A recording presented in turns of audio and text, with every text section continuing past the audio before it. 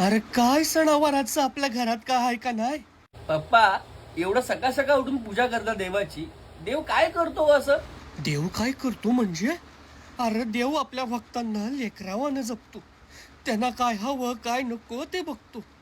चुकल्यावर मार्ग धावतो. चुकलं तुमचं.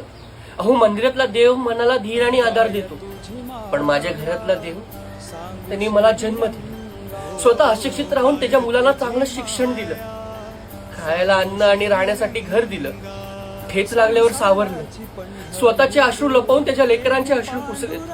एवढं सगळं करून पण स्वतः मात्र फाटी कपडे घालून त्याच्या लेकरांना नवीन कपडे आणून दिली. असं म्हणतात की नवस केल्यावर देव नवसाला पावतो, पण नवस न करता पावणारा देव मी पाहिलाय.